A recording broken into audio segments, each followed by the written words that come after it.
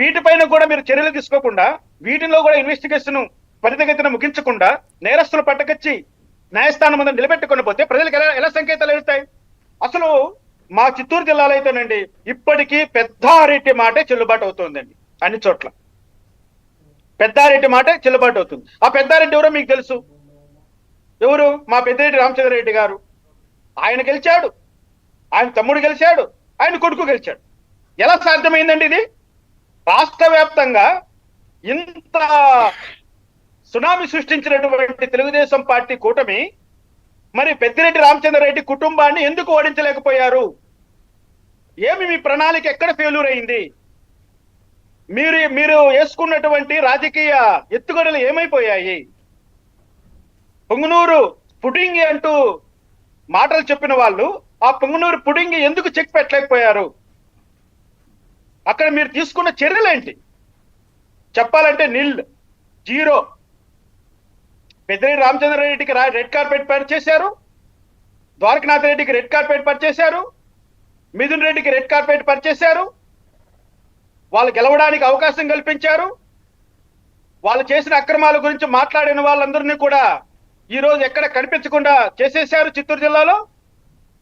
మళ్ళీ పెద్దిరెడ్డి రామచంద్రారెడ్డి రాజ్యాంగమే నడుస్తుంది కానీ మరి ప్రభుత్వం ఎలా నడుస్తుందని మేము ఎలా భావించగలుగుతామండి వెంకటకృష్ణ గారు? ఇక్కడ ఇప్పుడు నోరెత్తిరే మాట్లాడలేకపోతున్నాం. ఇప్పటికిప్పుడు నా పరిస్థితి ఏంటంటే నేను ఇప్పటికీ కూడా ఎక్కడ కూడా పోలీస్ స్టేషన్ కానీ ఎంఆర్ఓ ఆఫీసు కానీ పోయి మాకు జరిగిన 5 సంవత్సరాలు జరిగిన అన్యాయాన్ని సరిచేసుకోవడానికి కూడా మేము అడుగు పెట్టలేకపోతున్నాం ఇప్పటికీ కూడా. ఎందుకంటే ఆయన మాట ఇంటున్నారు. ఇప్పుడు కూడా మీరు కంప్లైంట్ ఇస్తే కానీ లేకపోతే మీరు ఏమైనా చెప్తే కూడా పోలీసులు రిసీవ్ చేసుకోవట్లేదా? లేదు. ఈ రోజు మళ్ళీ హైకోర్టుకు వచ్చానండి. హైకోర్టుకు వచ్చి ఇప్పుడే వస్తున్నాను. హైకోర్టు నుంచి ఈ రోజు మళ్ళీ పిటిషన్ వేసాను. రేపు మళ్ళీ హీరింగ్ వస్తుంది. ఎంత ఖర్చు పెట్టుకుంటాము, ఎన్నిసార్లు హైకోర్టు చుట్టూ తిరుగుతాము, ఎన్నిసార్లు జిల్లా కోర్టుల చుట్టూ తిరుగుతాము, ఇప్పటికి కూడా పోలీసులు స్పందించట్లేదు.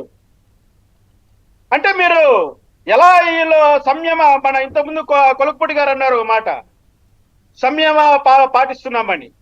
సంయమనం పాటించాల్సింది ఉంది. రాజ్యాంగబద్ధంగా అన్ని చేసుకుందాం. మీరు రాజ్యాంగబద్ధంగా ఈ రోజు అధికారంలోకి వచ్చారు. ఒక మాట చెప్పండి సూటిగా, నేను అడుగుతున్నా, ఛాలెంజ్ చేసి అడుగుతున్నా. రాజ్యాంగాన్ని ప్రకారంగా మీరు రోజు అధికారంలోకి వచ్చారా? ఆ రాజ్యాంగం మిమ్మల్ని ఈ రోజు అధికారంలోకి తీసుకొచ్చి కూర్చోబెట్టిందా? ఆ రాజ్యాంగం ఈ రోజు మంత్రి పదవులు మీకు కట్టబెట్టిందా? మీకు ఎమ్మెల్యే దగ్గర కట్టబెట్టిందా రాజ్యాంగము? రాజ్యాంగం కట్టబెట్టలే, రాష్ట్ర ప్రజలు కట్టబెట్టారు. ప్రాణాలకు తెగించి పోరాడారు. పోలింగ్ బూతుల్లో ప్రాణాలకు పణంగా పెట్టారు. ఈ పరిణామాల్లో చూసాం. పోలింగ్ ఏజెంట్లు, తెలుగుదేశం పార్టీ కార్యకర్తలు, ప్రజలు సలసల మండేటువంటి తమ రక్తాన్ని దారపోసి ఈరోజు కూటమి ప్రభుత్వాన్ని ఈరోజు తీసుకొచ్చి కూర్చోబెట్టారు. ఈరోజు మేము కోరుకుంటున్నాం, తప్పు చేసిన వాడికి శిక్ష పడాలని కోరుకుంటున్నాం. తప్పుడు మార్గంలో ప్రయాణించిన వాడిని లోపల బొక్కలేయాలని మేము కోరుకుంటున్నాం. పెద్దిరెడ్డి రామచంద్రారెడ్డి పైన మీరు ఏం చర్యలు తీసుకోబోతున్నారు చెప్పండి ప్రజలకి. ఇక్కడ మీరు చెప్తున్న దాన్ని బట్టి కాదు రామకృష్ణ గారు, మీరును బాలకోటయ్య గారు చెప్తున్న దాని ప్రకారం చూస్తే, ఒకటి గడిచిన కాలంలో జరిగిన ఆ దాడులు, వాళ్ళకు సంబంధించిన చర్యల మీద ఎలాంటి చర్యలు ఉండబోతున్నాయనే దాని మీద ఇంకా ఒక యాక్షన్ ప్లాన్ కనబడట్లేదు. తీసుకుంటారు, మెల్లిగా చట్ట ప్రకారం వెళ్తాము, తొందరపడొద్దు అనేది చెప్తున్నారని అంటున్నారు. నిజానికి కూడా ఓకే, ఓవర్ నైట్ వచ్చేసాం కదా అని చెప్పేసి ఇళ్ల మీద పడి దాడులు చేసుకుంటా పోతే అది